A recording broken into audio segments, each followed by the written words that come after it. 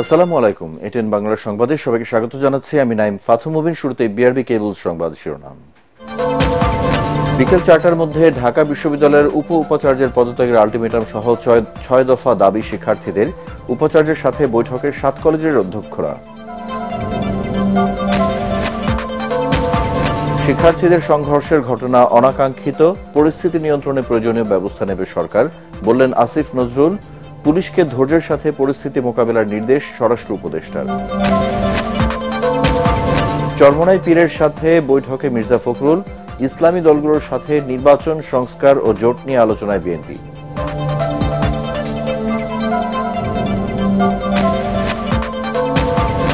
ব্যর্থ নির্বাচনের দায় এককভাবে ইসির নয়, মন্তব্য নির্বাচন কমিশনার মোহাম্মদ সানাউল্লাহর। সুষ্ঠু ভোট আয়োজনে রাজনৈতিক দলগুলোর সহযোগিতা কামনা। শুনছিলেন বিআরবি কেবল সংবাদ শিরোনাম, এবারে বিস্তারিত। বিকেল 4টার মধ্যে অভিযুক্ত ঢাকা বিশ্ববিদ্যালয়ের উপাচার্য মামুন আহমেদের পদত্যাগ সহ 6 দফা দাবি জানিয়েছে 7 কলেজের শিক্ষার্থীরা। একই সঙ্গে রোববার দিবাগত রাতে হামলার সঙ্গে জড়িত পুলিশ সদস্যদের বিচারের দাবিও জানিয়েছেন তারা। ঢাকা কলেজের কেন্দ্রীয় শহীদ মিনারের সামনে এসব দাবি তুলে ধরেন শিক্ষার্থীরা। বিস্তারিত জানাচ্ছেন মাজহারুল হক মুহাজির। ঢাকা বিশ্ববিদ্যালয়ের উপাচার্য মামুন আহমেদের পদত্যাগের দাবিতে স্লোগানে উত্তাল ঢাকা কলেজ প্রাঙ্গণ। পরে রাতের উদ্ভূত পরিস্থিতি ও নিজেদের দাবি তুলে ধরতে জরুরি সংবাদ সম্মেলনে কথা বলেন 7 কলেজের শিক্ষার্থীরা। এই পরিস্থিতি সমাধানের জন্য প্রধান উপদেষ্টা, শিক্ষা উপদেষ্টা, তথ্য উপদেষ্টা নাহিদ ইসলাম সহ ঢাকা বিশ্ববিদ্যালয়ের ভিসির সমন্বয়ে 7 কলেজ শিক্ষার্থীদের প্রতিনিধি দলের সঙ্গে যত দ্রুত সম্ভব বৈঠকের কথা জানান আন্দোলনরত ছাত্ররা। বিকেল 4টার মধ্যে প্রবেশী মামুনকে পদত্যাগ করতে হবে। যদি না নেয় 4 ঘন্টা পরে Dhaka college, Titumir college, 7 college সহ আমরা কঠোর কর্মসূচি দিতে বাধ্য হব। গতরাতে ইডেন কলেজ ও বদরুন্নেসা কলেজের মেয়েদের অশালীন অঙ্গভঙ্গির অভিযোগ দিয়ে অভিযুক্ত ঢাকা বিশ্ববিদ্যালয়ের শিক্ষার্থীদের বিচারের আওতায় আনার দাবিও উঠে আসে এই সংবাদ সম্মেলনে। জুলাই অভ্যুত্থানের সময় আমরা দেখেছিলাম 15ই জুলাই পুলিশ এবং ছাত্রলীগের পেটোয়া বাহিনী সাধারণ শিক্ষার্থীদের হামলা করেছিল, আমাদের নারী শিক্ষার্থীদের আহত করেছিল। কালকেও কিন্তু আমরা দেখলাম ঠিক একই কায়দায় আমাদের শিক্ষার্থীদের উপর, আমাদের নারী শিক্ষার্থীদের উপর হামলা করা হয়েছে। আবার অন্যদিকে আমরা দেখছি যে ঢাকা বিশ্ববিদ্যালয়ে কিছু শিক্ষার্থী যারা এই আন্দোলনকে প্রশ্নবিদ্ধ করতে রাস্তায় নেমেছিল, উস্কানিতে পড়ে রাস্তায় নেমেছিল, তারা আমাদের নারী শিক্ষার্থীদের নিয়ে নানান ধরনের অঙ্গভঙ্গি করেছে, নানান উস্কানিমূলক কর্মকাণ্ড করেছে। এর আমরা তীব্র নিন্দা জানাই। এদিকে পরিস্থিতি নিয়ন্ত্রণে 7 কলেজের অধ্যক্ষদের সাথে বৈঠকে বসেছেন ঢাকা বিশ্ববিদ্যালয়ের উপাচার্য ডক্টর নিয়াজ আহমেদ খান। এর আগে রাতভর নিউ মার্কেট, নীলক্ষেত, ঢাকা বিশ্ববিদ্যালয় এলাকায় দফায় দফায় সংঘর্ষের পর ভোর রাতে শান্ত হয় পরিবেশ। সকালে যান চলাচল স্বাভাবিক ছিল। পুলিশ সহ মোতায়েন করা ছিল 2 প্লাটুন বিজিবি। মাজহারুল হক মুহাজির, এটিএন বাংলা, ঢাকা। দর্শক, এই মুহূর্তে রাজধানীর নীলক্ষেত মোড়ে আছেন সহকর্মী মাজহারুল হক মুহাজির। আমরা সরাসরি চলে যাচ্ছি তার কাছে। মুহাজির, 7 কলেজের শিক্ষার্থীদের দাবিগুলো কি আর কি বলছেন আন্দোলনকারীরা? প্রবীণ, আপনি জানেন যে ঢাকা বিশ্ববিদ্যালয়ে এখন সিন্ডিকেট, যে ঢাকা বিশ্ববিদ্যালয়ের উপাচার্য এবং 7 কলেজের যারা রয়েছেন অধ্যক্ষ, তাদের সঙ্গে এখন বৈঠক চলছে এবং বৈঠক এখনও যেহেতু চলমান, আমরা বৈঠকের পরবর্তী খবর এখন আমরা জানি না। গণমাধ্যম কর্মীরা আমরা অপেক্ষা করছি প্রশাসনিক ভবনের একটি কনফারেন্স রুমে আমরা সবাই আছি এবং আমরা সেখানে অবস্থান করছি। গণমাধ্যম কর্মীরা সবাই সেখানে আমরা জানার চেষ্টা করছি আসলে এখানে কারা কারা রয়েছেন। তবে এখন পর্যন্ত আমরা যেটা জানতে পেরেছি যে এখানে ঢাকা বিশ্ববিদ্যালয়ের উপাচার্য ডক্টর নিয়াজ আহমেদ খান সহ শিক্ষা মন্ত্রণালয় থেকেও একজন প্রতিনিধি এখানে আছেন। একই সাথে 7 কলেজের অধ্যক্ষরা তো রয়েছেনই।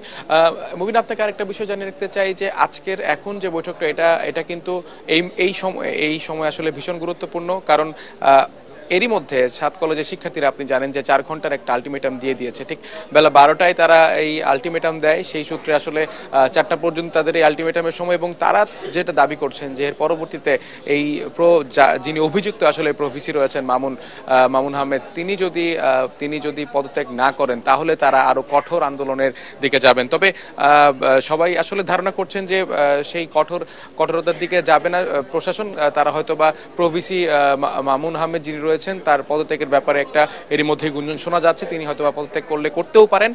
তবে এখন পর্যন্ত যেহেতু আনুষ্ঠানিকভাবে বলা যাচ্ছে না, তাই আমরা হয়তো বৈঠকের অপেক্ষাটাই করবো। মুবিন, আপনাকে আরেকটা বিষয় জানিয়ে রাখতে চাই যে শুধুমাত্র ঢাকা কলেজ না, 7টি কলেজ যারা রয়েছে তারা এর আগে থেকেও নিজেদের বিশ্ববিদ্যালয়, স্বতন্ত্র বিশ্ববিদ্যালয় অর্থাৎ সেন্ট্রাল বিশ্ববিদ্যালয়ের দাবিতে তারা দীর্ঘদিন ধরে এরকম আন্দোলন করে আসছে। 5 আগস্ট পরবর্তী সময়ে আমরা দেখেছি তারা বিভিন্ন সময় মাঠে নামে এবং আন্দোলন করে। তবে এখন যেহেতু তারা গতকাল যখন প্রফেসর উপাচার্য মুবিনের সঙ্গে দেখা করতে যায়, তখন যখন তারা বাকবিতণ্ডায় জড়ায়, এটা কিন্তু একটা নতুন মাত্রা যোগ করে এই আন্দোলনে। এবং এখন তারা যেভাবে সক্রিয় হয়েছেন সেই সূত্রে আসলে বলা যায় যে সেই সাথে তাদের যে 5 দফা দাবিটি রয়েছে সেটা বাস্তবায়নের জন্য তারা কিন্তু সরকারকে আরো কঠোর হওয়ার জন্য বলছেন। এবং আমরা দেখতে পাচ্ছি তাদের 5 দফা দাবির মধ্যে প্রধান উপদেষ্টা সহ শিক্ষা উপদেষ্টা এছাড়াও শিক্ষার্থী উপদেষ্টা যিনি রয়েছেন নাহিদ ইসলাম, তার সঙ্গেও কিন্তু তারা তাৎক্ষণিক বৈঠকের কথা কিন্তু জানিয়েছেন এই দাবির মধ্যে। সেই সূত্র ধরে আসলে মুবিন বলা যায় যে আজকের এই বৈঠকটা খুবই গুরুত্ব বহন করে এবং সেই বৈঠকের রেশ ধরে আমরা হয়তো বা পরবর্তীতে জানাতে পারবো যে আজকের এই বৈঠক থেকে আসলে কি জানতে পারলাম। এবং একই সাথে আমরা প্রফেসর উপাচার্য যে রয়েছেন, অভিযুক্ত উপাচার্য যিনি রয়েছেন, তার পদত্যাগের বিষয়টি সম্পর্কেও আমরা হয়তো বা আরো নিশ্চিত হয়ে জানাতে পারবো। এই ছিল এখন পর্যন্ত মুবিন আমার কাছে সবশেষ তথ্য। বৈঠক পরবর্তী সময়ে আমরা বাকিটা জানিয়ে দিব। মহাজির, আপনাকে অসংখ্য ধন্যবাদ। দর্শক, নীলক্ষেত মোড় থেকে কথা বলছেন সহকর্মী মাজহারুল হক মুহাজির। 7 কলেজ আর ঢাকা বিশ্ববিদ্যালয়ের শিক্ষার্থীদের সংঘর্ষের ঘটনাকে অনাকাঙ্ক্ষিত বলে উল্লেখ করেন আইন উপদেষ্টা ডক্টর আসিফ নজরুল। তিনি জানান, পরিস্থিতি নিয়ন্ত্রণে প্রয়োজনীয় ব্যবস্থা নেবে সরকার। এদিকে সংঘর্ষ কিংবা রাস্তা অবরোধ করে আন্দোলন না করতে শিক্ষার্থীদের প্রতি আহ্বান জানিয়েছেন স্বরাষ্ট্র উপদেষ্টা জাহাঙ্গীর আলম চৌধুরী। সচিবালয়ে আইন শৃঙ্খলা সংক্রান্ত কোর কমিটির বৈঠক শেষে এসব কথা বলেন তারা। রিপোর্টে জানাচ্ছেন মাহবুব কবির চপল। মধ্যরাতে 7 কলেজ আর ঢাকা বিশ্ববিদ্যালয়ের শিক্ষার্থীদের সংঘর্ষ নানা প্রশ্নের জন্ম দিয়েছে। এসব ঘটনাকে অনাকাঙ্ক্ষিত বলছেন আইন উপদেষ্টা। এগুলিকে অনাকাঙ্ক্ষিত, এগুলি ব্যবহার করার জন্য আমাদেরকে আরো বেশি উদ্যোগ নেওয়ার আমরা চেষ্টা করি। আন্দোলন সামাল দিতে পুলিশের কৌশল নিয়ে প্রশ্ন উঠেছে। কোথাও চড়াও, কোথাও ঢিলেঢালা আচরণ করছে পুলিশ। স্বরাষ্ট্র উপদেষ্টার দাবি, সব পরিস্থিতি পুলিশ ধৈর্য সহকারে নিয়ন্ত্রণ করছে। পুলিশের ক্ষেত্রে ওই পরিস্থিতিতে এটা হয়ে যায় অনেক সময়, বা তাদের ক্ষেত্রে আমরা সব সময় বলি যে এটা পেশেন্ট এবং ধৈর্যের সাথে এটা মোকাবেলা করে। দাবি আদায়ে জনভোগান্তির সৃষ্টি না করতে সবার প্রতি আহ্বান জানান তিনি। ছাত্র ভাইদেরও আমরা অনুরোধ করব প্রত্যেকটা জিনিস একটু ধৈর্যের সাথে এবং আলোচনার মাধ্যমে যেন সমস্যাটা সমাধান হয়, ওই দিকে যেতে হবে। রাস্তাটা ব্লক না করে যে জায়গায় ধরেন তাদের মাঠ আছে অথবা আমাদের সরোয়ার্দী উদ্যান আছে, এই সব জায়গায় এসে যদি প্রতিবাদটা করে সবচেয়ে ভালো। তা না হলে রাস্তাঘাটের এটা বন্ধ করলে একটা যানজটের হয়, এটা কিন্তু জনগণ কিন্তু একটা দুর্ভোগের ভিতরে পড়ে। সরকার আইন শৃঙ্খলা পরিস্থিতির আরও উন্নতির চেষ্টা চালিয়ে যাচ্ছে বলেও জানান স্বরাষ্ট্র উপদেষ্টা। মাহবুব কবির চপল, ATN বাংলা, ঢাকা। অনেক দিন থেকে আমার ইচ্ছা ছিল যে গিটার শিখবো। আমি যেহেতু স্টুডেন্ট, একবারে এতগুলো টাকাও ম্যানেজ করা সম্ভব হবে না। জানতে পারলাম বাবার মাধ্যমে যে বিকাশে সেভিংস করা যায়। এটা সবথেকে ভালো লাগে যে কম অ্যামাউন্ট দিয়ে করা যায়। ক্যাশ আউট করতে গেলে কোনো চার্জ লাগে না। বিকাশ অ্যাপে ডিপিএস টাকা জমায় সারা দেশ।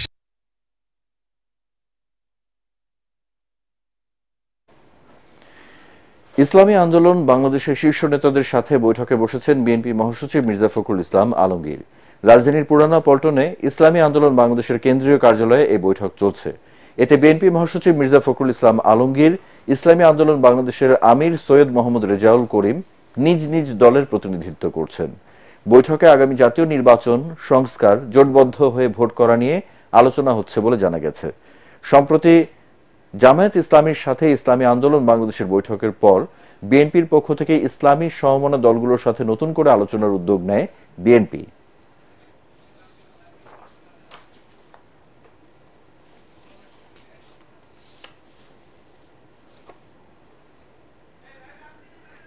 কোন ব্যর্থ নির্বাচনের দায়ে এককভাবে নির্বাচন কমিশনের নয় বলে মন্তব্য করেছেন নির্বাচন কমিশনের অবসরপ্রাপ্ত brigadier general Abul Fazal Mohammad Sanaullah. Voter তালিকা হালনাগাদ উপলক্ষে নীলফামারীতে তথ্য সংগ্রহকারী সুপারভাইজার ও নতুন ভোটারদের সাথে মতবিনিময়ের সভায় তিনি মন্তব্য করেন। এ সময় তিনি বলেন, কমিশন নীতিমালা প্রণয়ন ও নিয়ন্ত্রণ করে, তবে মাঠ পর্যায়ে কাজ করে জনপ্রশাসন ও আইন শৃঙ্খলা বাহিনী সহ সংশ্লিষ্টরা। যেসব রাজনৈতিক দল এতদিন গণতন্ত্র পুনরুদ্ধারের দাবি তুলেছেন, সুষ্ঠু নির্বাচনের স্বার্থে তাদেরই সহযোগিতা করা উচিত বলে জানান নির্বাচন কমিশনার।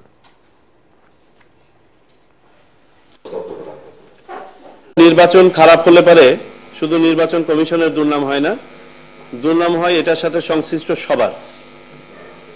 নির্বাচন কমিশন শুধুমাত্র একটা এপেক্স বডি যে সামনে থেকে নীতিমালা প্রণয়ন করে, গাইড করে, নির্দেশনা দেয়, নিয়ন্ত্রণ করে, কিন্তু মাঠ পর্যায়ে কাজ করে জনপ্রশাসন, আইন শৃঙ্খলা রক্ষাকারী বাহিনী থেকে শুরু করে আপনারা যারা এখানে সামনে বসে আছেন, আগামীকালকে হয়তো presiding officer, polling officer, assistant presiding officer হিসেবে কাজ করবেন, অর্থাৎ সবাই আমরা সম্পৃক্ত।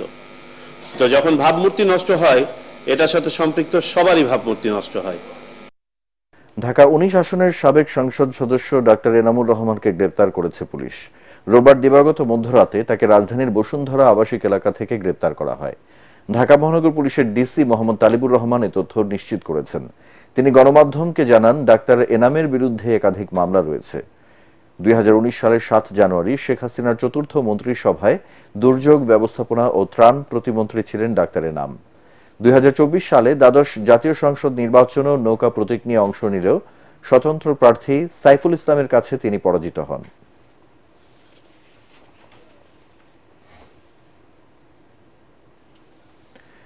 তাবলিগ জামাতের দুপক্ষের বিরোধ মিটিয়ে সুষ্ঠুভাবে ইজতেমা সম্পন্ন করতে সরকারের তরফ থেকে সুস্পষ্ট দিক নির্দেশনা দেওয়ার দাবি জানিয়েছে সচেতন ছাত্র সমাজ। জাতীয় প্রেস ক্লাবে এক সংবাদ সম্মেলনে এ দাবি জানানো হয়। বক্তারা বলেন, সরকারের প্রজ্ঞাপন অনুযায়ী নির্দিষ্ট তারিখে ইজতেমা করা নিয়ে ইতিমধ্যে ধোঁয়াশা সৃষ্টি হয়েছে, তাই কোনো পক্ষ যাতে বিবাদে না জড়ায় সে বিষয়ে নতুন করে অন্তর্বর্তী সরকারকে উদ্যোগ নেয়ার দাবি জানানো হয়।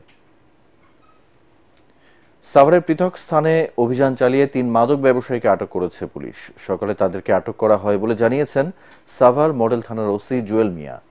পুলিশ জানায়, উপজেলার কাউন্দিয়া ইউনিয়নের পাঁচকানি এলাকা থেকে মাদক ব্যবসায়ী আওলাদ হোসেনকে 4 গ্রাম হেরোইন, আমিনবাজারের বড়দেশি থেকে কোরবান মিয়াকে 10 গ্রাম হেরোইন ও 1 কেজি গাঁজা এবং আমিনবাজারের ব্রিজের পশ্চিম পাশ থেকে 184 পিস ইয়াবা সহ মাদক ব্যবসায়ী মতিউর রহমানকে আটক করা হয়।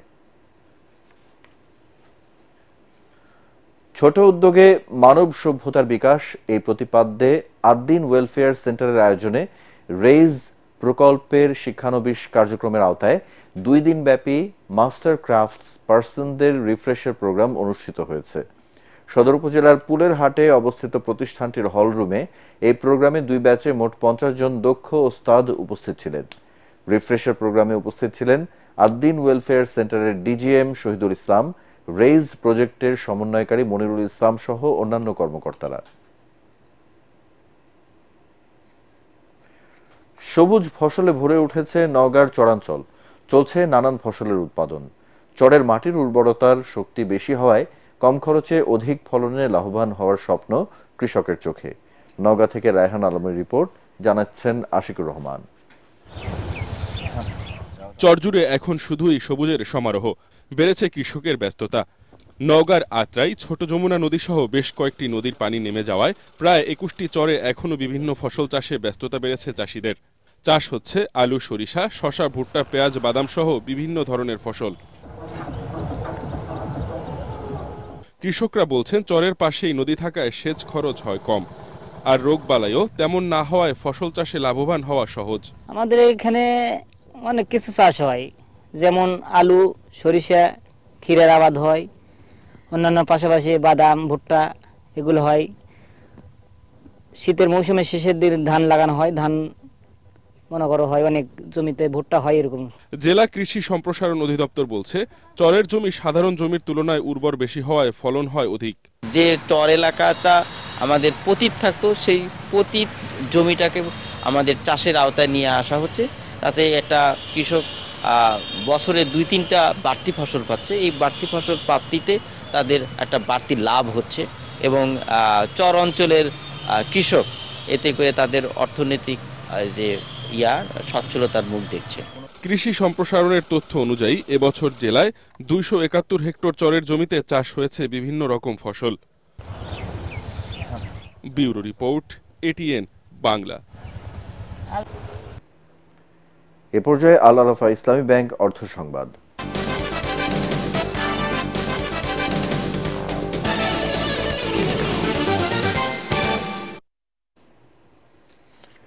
মাওলানা ভাসানী বিজ্ঞান ও প্রযুক্তি বিশ্ববিদ্যালয়ে 2020 সাল থেকে বীমা কার্যক্রম চলমান রয়েছে।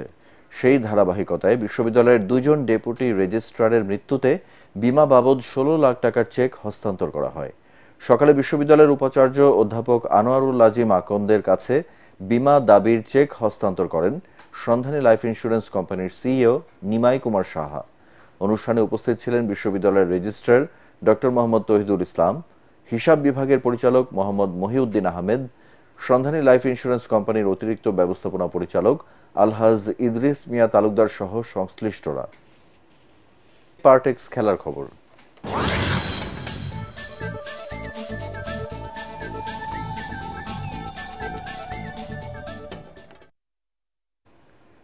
মুলতান টেস্টে বাবর আজমদের 120 রানে হারিয়ে 34 বছর পর পাকিস্তানের মাটিতে টেস্ট জিতেছে ওয়েস্ট ইন্ডিজ।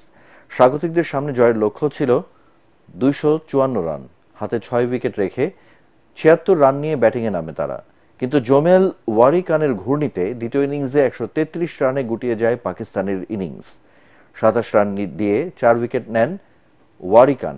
এর আগে ওয়েস্ট ইন্ডিজের 163 রানের জবাবে প্রথম ইনিংসে 154 রানে অল আউট হয় স্বাগতিক দল। দ্বিতীয় ইনিংসে ওয়েস্ট ইন্ডিজ তোলে 244 রান। এতে 1-1 সমতায় 2 ম্যাচ সিরিজ শেষ হলো।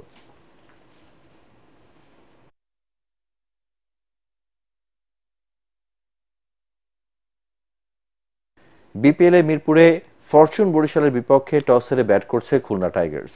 2 ওপেনার মেহেদী হাসান মিরাজ আর মোহাম্মদ নাইম দুর্দান্ত শুরু করেন। 5 ওভারে 3 বলে তুলে নেন 47 রান। এরপর 18 বলে 29 করে আউট হন খুলনার অধিনায়ক। সেরা 4-এ জায়গা করে নিতে মিরাজদের জন্য ম্যাচটি গুরুত্বপূর্ণ। 8 পয়েন্ট নিয়ে টেবিলের 5-এ আছে তারা। অন্যদিকে 14 পয়েন্ট নিয়ে 2-এ ফরচুন বরিশাল। শেষ খবর পাওয়া পর্যন্ত খুলনার সংগ্রহ 3 উইকেটে 111 রান। ভ্যালেন্সিয়াকে 7-1 গোলে বিধ্বস্ত করে লা লিগায় পয়েন্ট টেবিলের 3-এ উঠেছে বার্সেলোনা। অলিম্পিক লুইস কোম্পানিতে ফ্র্যাঙ্কি ডি ইয়ং এর গোলে 3 মিনিটে এগিয়ে যায় কাতালানরা। আক্রমণাত্মক ফুটবল উপহার দিয়ে ফেরান তোরেস আর রাফিনহা 14 মিনিটের মধ্যে 3-0-তে এগিয়ে নেয় বার্সেলোনাকে। এরপর ফার্মিন লোপেজ জোড়া গোল করলে প্রথমার্ধে 5-0-তে এগিয়ে যায় হানসি ফ্লিকের দল। দ্বিতীয়ার্ধে রবার্ট লেভানডোভস্কি ষষ্ঠ গোল করেন, আর শেষ গোলটি সিজার তেরেগার আত্মঘাতী। 21 ম্যাচ শেষে বার্সার পয়েন্ট 42, 45 পয়েন্ট নিয়ে 2-এ অ্যাথলেটিকো আর 49 পয়েন্ট নিয়ে শীর্ষে রিয়াল মাদ্রিদ। একটি মেধাভিত্তিক সমাজ ও রাষ্ট্র গঠনে খেলাধুলাও ভূমিকা রাখতে পারে বলে জানালেন ঢাকা ওয়ান্ডারার্স ক্লাবের সভাপতি এবং ক্রীড়া সংগঠক আব্দুস সালাম। ধানমন্ডির ইউসুফ হাই স্কুলে বার্ষিক ক্রীড়া প্রতিযোগিতার উদ্বোধন করে বিএনপি চেয়ারপারসনের এই উপদেষ্টা আরও জানান, প্রতিটি স্কুল কলেজে খেলাধুলা নিয়মিত হওয়া উচিত, যাতে তরুণ সমাজ মাদক থেকে দূরে থাকতে পারে। এ সময় উপস্থিত ছিলেন চলচ্চিত্র অভিনেতা আহমেদ শরীফ, বিএনপির জাতীয় নির্বাহী কমিটির গবেষণা বিষয়ক সম্পাদক শাইমুর রহমান সহ অন্যান্য কর্মকর্তারা।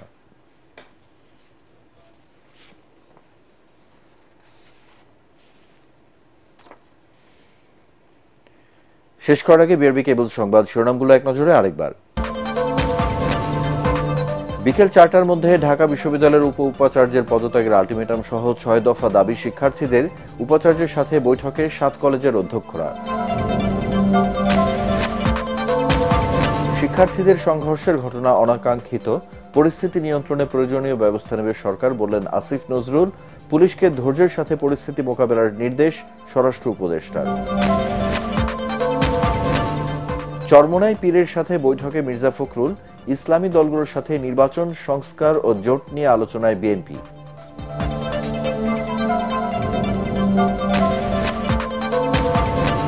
ব্যর্থ নির্বাচনের দায় এককভাবে ইসির নয়, মন্তব্য নির্বাচন কমিশনার মোহাম্মদ সানাউল্লাহর। সুষ্ঠু ভোট আয়োজনে রাজনৈতিক দলগুলোর সহযোগিতা কামনা। পরবর্তী সংবাদ দেখার আমন্ত্রণ জানিয়ে এখনকার মতো শেষ করছি। এটিএন বাংলার সংবাদ ইউটিউবে দেখতে ব্রাউজ করুন youtube/ATN Bangla News।